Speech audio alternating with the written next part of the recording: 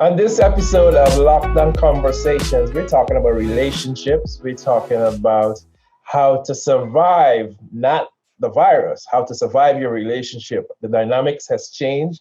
Before you used to go to work and come home and hug up on kids, but now you're home together.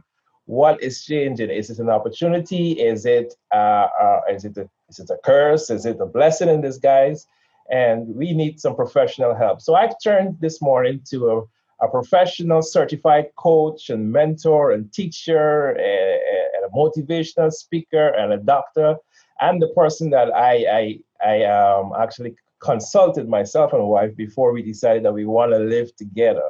So I don't think there's anybody else that's qualified as this man that I knew that can talk to us about relationship. Welcome to the Lockdown Conversations, Dr. Gilbert. How you doing? I am well. Phillip. Really excited for what yourself and the wife, what you guys have been doing. I saw the previous episode. You guys are doing a fantastic job. Thank you. So tell me, what is your take on all this, and is there opportunities for relationship? How do we cope in this situation? What are you thinking? Well, I think the thing, Philip, is that it's important for us to know that in every crisis, there are opportunities, regardless of how difficult it might be. There are opportunities in every crisis, every problem, every situation. There are opportunities. It is for us to see them, however. This COVID-19 disease, the coronavirus that's been spreading and really creating a lot of dis-ease. In fact, I think it's really redefining a lot of things for us, socially, economically. But I think there are opportunities within this. But from the perspective of relationships, I believe the fact that it has become mandatory for people to have social distancing, and for many families, even in isolation, it provides opportunities, I think, for the growth of the family.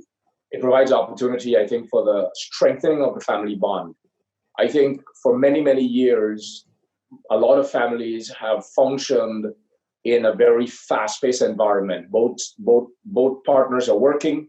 A lot of our kids in their formative years, they are dropped off at daycare. The family has not really been together. We don't remember the last time we really had dinner together at a dinner table. That's a Sunday evening tradition. People grab a bite when they're heading through the door. They have their coffee in their hand and a sandwich on the seat next to them, and they're driving to work. That's how a lot of families have functioned for a long time.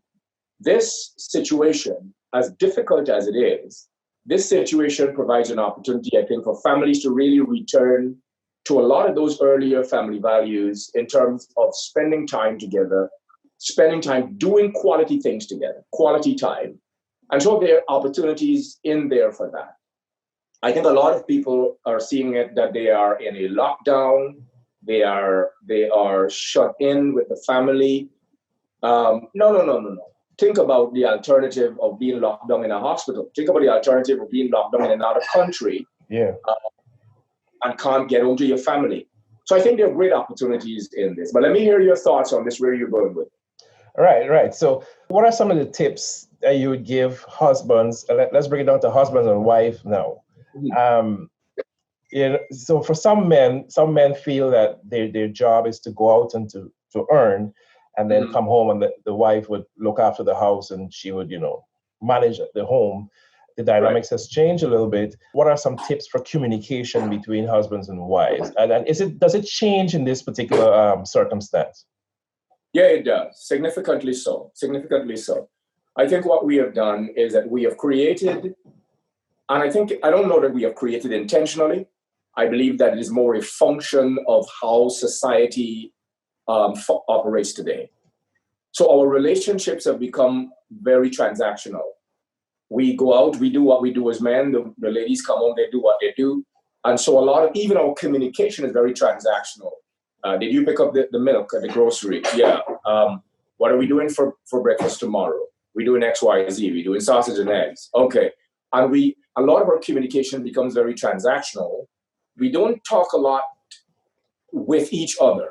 Mm-hmm. We spend a lot talking to each other about the things that needs to be done. So I think one of the things that can really happen in this environment is that we begin to change the old dynamics of how we communicate. We start talking with each other. it's important to start to talk about our feelings and our fears. We don't talk a lot about our feelings. We don't talk a lot about our fears because we deal with things from a very transactional perspective. We talk a lot about what we think. So we're processing things, but we don't talk about what we are feeling, which is with the heart. We talk about what's going on in the head. We don't talk about what's happening in the heart. I think this situation provides an opportunity for us to really talk with each other and not talk to each other. Wow. Reconnect the level of the heart. Reconnect at the level of intimacy. And there are different levels of intimacy. We focus a lot on the sexual intimacy and want us to be careful with that because now that we are in this space, there's the possibility that it can go to two extremes. A man who is used to be very functional, he really wants to get out there and do what men do. Right. Men who are more relational, this is the jackpot for him. He can have sex every day, all day. And then what happens is that the relationship becomes very physical. How much sex can you have? I mean, after a while, if this thing is going to drag on into months, after a while, you're going to start to want to mentally move on to other things. I think it is so important then that even as we are in this space together, let's begin to develop the other levels of intimacy. So apart from the physical intimacy, there is intellectual intimacy. Let's begin to engage each other at the intellectual level. It might surprise you to know, well, I mean, I know Suelle, she's a bright girl, so this may not be applicable to you guys.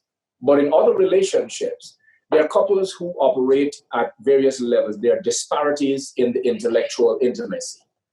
It's an opportunity for people to really discover each other at an intellectual level. Get down to the really serious thoughts that your spouse is having. There are things that we might not even know about our spouse because we have not engaged them intellectually. They have a worldview on politics. They have a worldview about a lot of things that's happening. Have those conversations and you really get to know your spouse. So there is the intellectual intimacy. There's social intimacy, and this one may not be very applicable in this context because you are indoors. Mm-hmm. But social intimacy has to do with how we are exploring the social interests of each other. So what do you like? And we find out more about each other in terms of what are our social interests. One person may be an extrovert or an introvert. So you can go for walks in the park. Well, I mean, even that one has to be careful with because you really don't want to be outdoors. All right. You don't want to be outdoors. Let me interject in here. We can go in the kitchen and cook together. Well, there you go. There you go. Yeah, I mean, I told my wife a few days ago, one of the things that I have not been able to do because my wife, she works in the what they call the services that are necessary. Yes. So her job deals with pharmaceuticals and so on. So she has to be at work every day. Essential services. Essential, that's it. She works in essential services. So I've been doing a lot of the cooking and so on. So I'm in the kitchen a lot more now since she has been back full-time in the workforce. But I said to her a few days ago, one of the things I've never been able to learn well is how to make roti.